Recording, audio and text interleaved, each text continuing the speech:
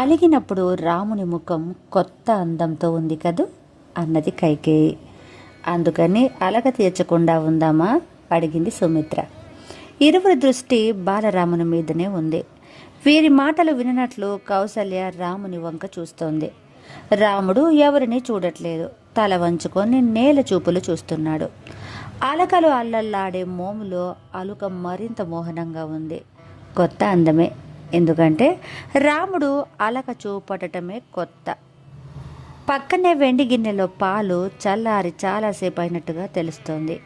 పాల మీద కట్టిన మీగడ తరక రాముని తలుపు చెక్కిళ్లపై నిలిచిన అలుకలా ఉంది. ఏమి కావాలి నాయనా చెప్పు అడుగుతోంది కౌసల్య. ఇప్పటికీ ఎన్నో మారో ఇలా అడుగుట. రాముడు పలికితేనా?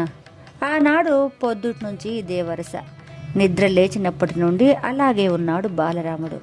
ఎవరితోనూ మాట్లాడడు. స్నానం చేసి కస్తూరి నామం పెట్టుకుని కూర్చున్నాడు. పాలైనా తాగలేదు. అభ్యాసానికి పోలేదు. పిలిచినా పలకడు. ఏదో ఉలుకు, ఎందుకో అలుక. బుద్ధిమంతుడైన బాలుడు రాముడు. ఈనాడు అలా ఉండడం వింతగా కొత్తగా ఉంది. పోనీ ఏమి చేయమన్నావో చెప్పు అన్న తల్లి మాటకు తల ఎత్తి అయినా చూడడు బాలుడు. పొద్దెక్కుతోంది. వసంతకాలం. క్రమంగా ఎండ పెరుగుతోంది. గవాక్షము నుండి సూర్యకిరణాలు అంతఃపుర సౌధంలోనికి ప్రవేశిస్తున్నాయి. సూర్యకాంత శిలలు బంగారు ఆసనముల వేడి పొందుతున్నాయి. రత్నమయ కాంతులు అంతటా విరజిమ్ముతున్నాయి. రాముని ముఖంలో మాత్రం కాంతి, కళ తప్పి ఉన్నది. అందరూ రాముని చుట్టూ చేరి ఉన్నారు. అన్న అలకతో బిక్క ముఖాలతో కూర్చున్నారు తమ్ముళ్ళు. రామునికి పక్కనే నిల్చున్నాడు లక్ష్మణుడు. అసలే ఎర్రనివాడు. అన్న అలుక అంతా తనలో ప్రతిబింబమై మరింత ఎర్రగా కనబడుతున్నాడు లక్ష్మణుడు. రాముని చెంతనే కింద కూర్చొని ఉన్నారు భరతుడు, శత్రుఘ్నుడు. అన్న అడగాలే గాని ఏదైనా ఇచ్చేవారమే మేము అన్నట్లున్నారు. అసలు రాముడు ఏదైనా అడిగితే కదా, మాట్లాడితే కదా. కైక వైపు చూసింది కౌసల్య. అక్కగారి చూపును అర్థం చేసుకొని ముందుకు వచ్చింది కైక. ఏమిటి రామా అని ఎత్తుకోవడానికి చూచింది. కైకమ్మకు ఎత్తు బిడ్డ రాముడు. కాని నేడు కాలేదు. సుతారంగా వదిలించుకొని కూర్చున్నాడు. రాముని నునులేత చుబుకముపై చెయ్యి వేసి తన కేసి చూచేలా ముఖం ఎత్తబోయిందామె. రాముడు ఒకసారి తల ఎత్తి చూచి మరలా అలాగే తల వంచుకొని కూర్చున్నాడు. కైక మాట కూడా వినలేదంటే ఇక నా మాట ఏమని అంటోంది కౌసల్య. ఆమెకు దగ్గరగా వచ్చింది సుమిత్ర. నీవే చెప్పాలి అన్నట్లు నమ్మకంతో చూసింది కౌసల్య. మహారాజుకు తెలియాలి ఈ విషయం అంది సుమిత్ర. అవును అంది వెంటనే కైక. పిల్లల అలక అల్లరి అందరికీ తెలిసిందే. లక్ష్మణునికి ఎక్కువగా కోపం వస్తూ ఉంటుంది. సుమిత్ర శాంతంగా సముదాయించడం జరుగుతుంది. భరతుని కోపం ఎప్పుడూ తన తల్లి మీదనే. శత్రుఘ్నకు అలక వస్తే తీవ్రంగా పెరిగి అంతలో తగ్గిపోతుంది. అదొక ముచ్చటగా కుమారుల అలకలు అంతఃపురానికి అలవాటే. ఎవరు ఎంత అలిగినా చివరగా రాముడు చెప్తే చాలు తమ్ములకు అలక తగ్గాల్సిందే. ఇవన్నీ దశరథుని దాకా రావు. ఈ లోపలనే తగ్గిపోతాయి. తర్వాత తెలిసిన దశరథుడు ముచ్చటగా వింటాడు. అందులోనూ రాముని మాటతో తమ్ముళ్ళు అలక వీడారు అంటే మరింత ఇష్టంగా అనిపిస్తుంది దశరథుడికి. కానీ ఇవాళ రాముడే అలక పూనాడు అంటే ఎవరికి సాధ్యపడట్లేదు ఆ అలక తీర్చడం. దశరథునికి తెలియాల్సిందే మరి. అందుకే సుమిత్ర అలా చెప్పడం. మహారాజుకు వార్త పెట్టండి అన్నది పట్టపురాణి కౌసల్య. రాముడు ఒకసారి తల ఎత్తి తల్లి వంక చురుక్కున చూశాడు.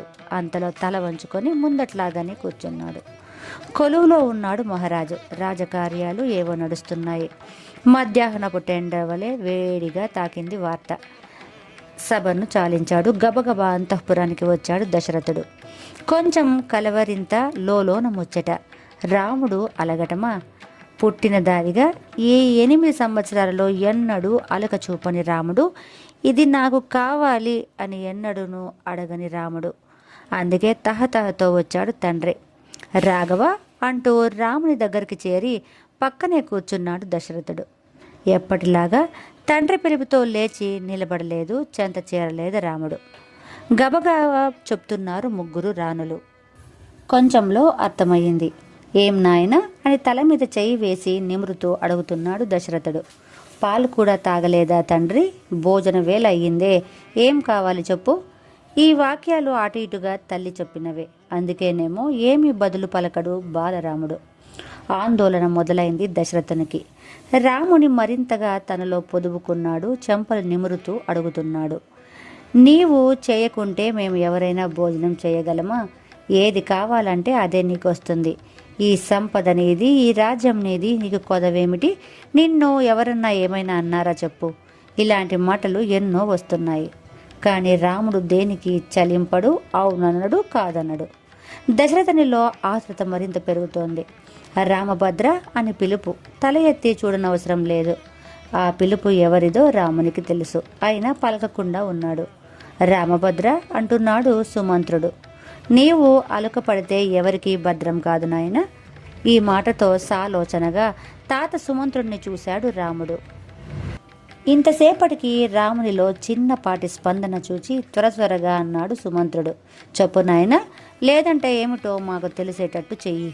సుమంత్రుని మాటలో ఏ భావమో ఆ మాటకు ఏమి ప్రభావమో కానీ రాముడు ఏదో చెప్పబోతున్నట్లు అందరికీ అనిపించింది. ఒకమారు తన చుట్టూ ఉన్న అందరినీ నిదానంగా పరికించాడు రాముడు. నిశ్శబ్దం. రాముని నోట ఏ ఒక్క పలుకు వస్తుందో ఆ పలుకే బంగారమో అన్నట్లు అందరిలో ఉత్కంఠ. అందరినీ చూస్తూనే ఎవరిని చూడనట్టు రాముడు నడుస్తున్నాడు. పరుగులు పెట్టే బాలునిలా కాకుండా ఎక్కడికో ఎందుకో తెలిసిన స్థిరచిత్తునిలా నడిచి చూస్తూ ఉండగానే సౌధం బయటికి వెళ్ళిపోయాడు. అయోమయం ఆవరించింది అందరిలోన. అది క్షణం మాత్రమే. అందరూ అప్రయత్నంగా రాముని వెనుక నడిచారు. 4, 10, 20 అడుగులు గబగబా పడ్డాయి. చివరకు బయట ఉద్యానవనంలో ఉన్నారందరూ.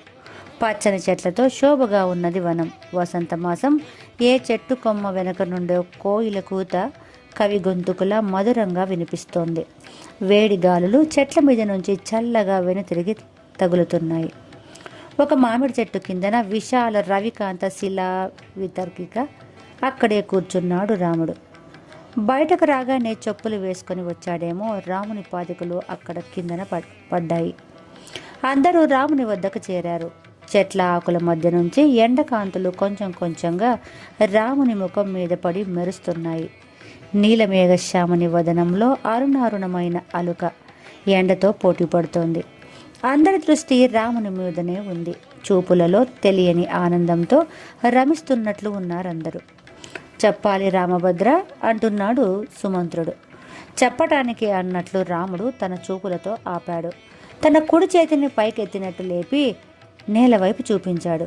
ఆ చూపుడు వేలు అలాగే కిందుగా వంగి నేలను తాగుతున్నంతగా చెయ్యి మళ్ళీ వంచాడు. మళ్ళీ నిశ్శబ్దం.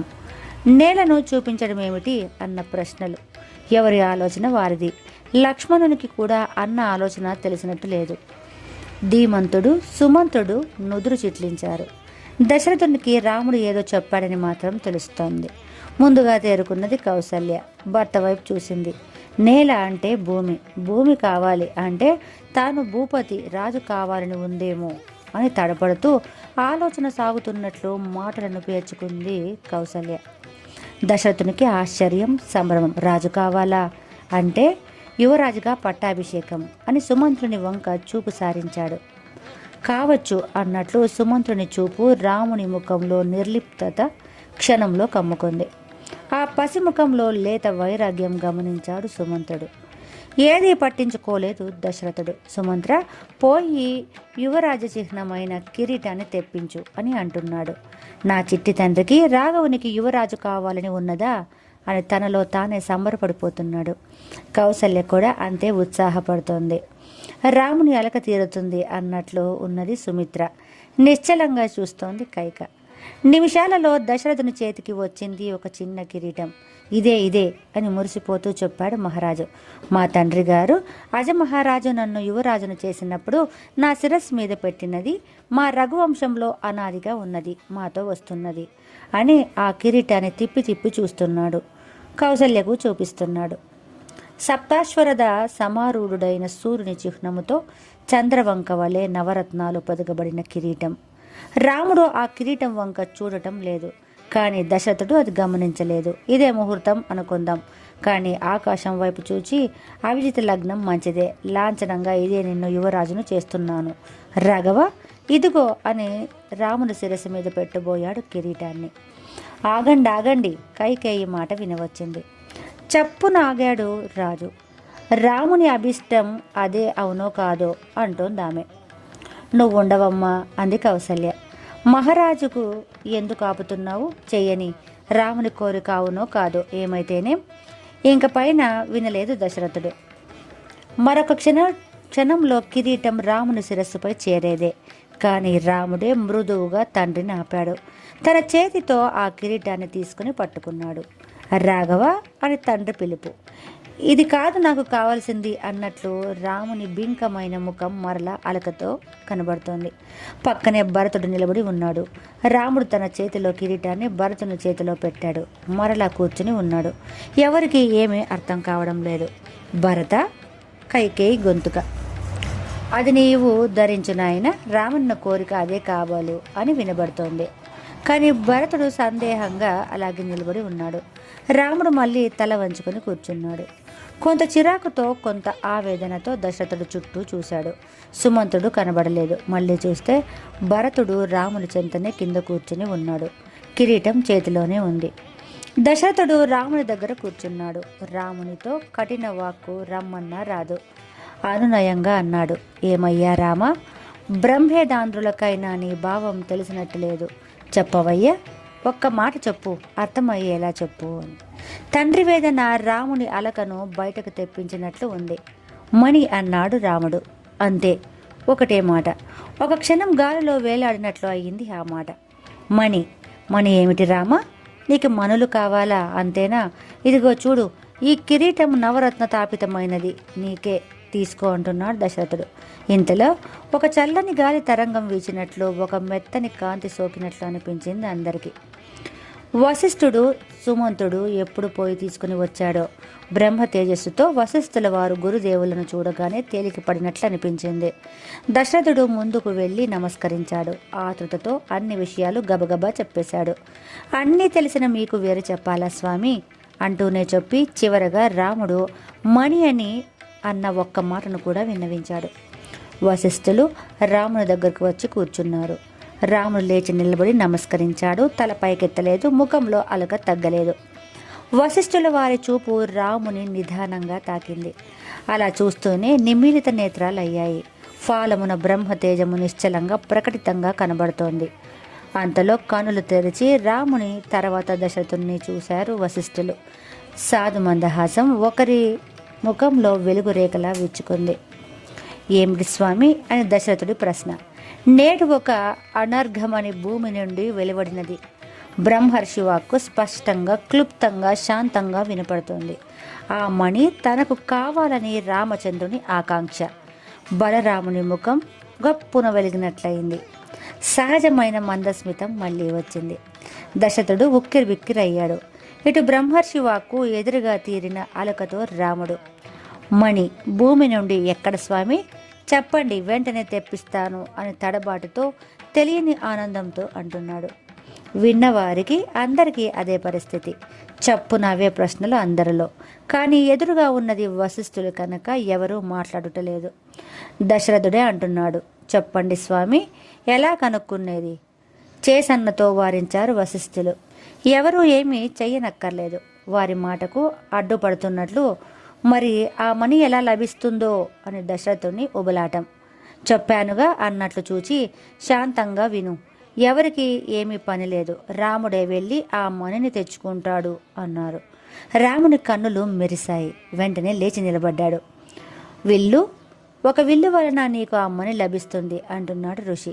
రాముడు లక్ష్మణుని వైపు చెయ్యి సాచాడు. విల్లందుకో అన్నట్లు.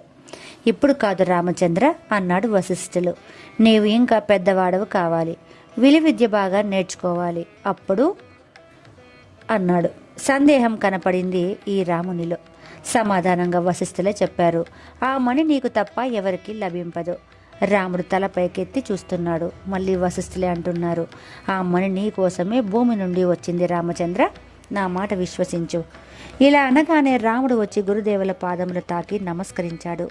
వశిష్ఠులు రాముని దగ్గరగా తీసుకొని ఏదో రహస్యం చెప్తున్నట్లు గొంతు తగ్గించి, ఆ మణి మీద నీ పేరు రాసి ఉన్నదనుకో ఆ మణి నీ వద్దనే ఉంటుంది చాలా అన్నారు. ఎక్కడి నుంచో చెట్టుపై నుంచి పైడి కంటులు కువకువలాడాయి. శుభం అన్నారు వశిష్ఠులు. వారికి సాష్టాంగ నమస్కారం చేసి నిలబడ్డాడు రాముడు. తెలిసి తెలియనట్లుంది అందరికీ. ఎవరైనా ఇంకా ఏదో అనే లోపలే చిరంజీవికి పాయసం తినిపించండి అన్నారు వశిష్ఠులు. తర్వాత గబగబా జరిగాయన్నీ. కైక ముందుకు రావటం, రాముణ్ణి ఎత్తుకోవడం, నేనే తినిపిస్తాను కైక, నలుగురు బాలురుని తనతో తీసుకెళ్లడం. వాళ్ళు సౌధంలోకి వెళ్ళారు. ఇక్కడనే ఉన్న దశరథుడు వంగి వశిష్ఠుల చరణాలకు నమస్కరించాడు. కౌసల్య, సుమిత్రలు కూడా అదే వరుసలో నమస్కారాలు చేశారు. ఒక సందేహం స్వామి అన్నాడు సుమంతుడు. ఇంకేమిటి, చాలు అంటున్నాడు దశరథుడు. అడగని అని వశిష్ఠుల వారి అనుమతి.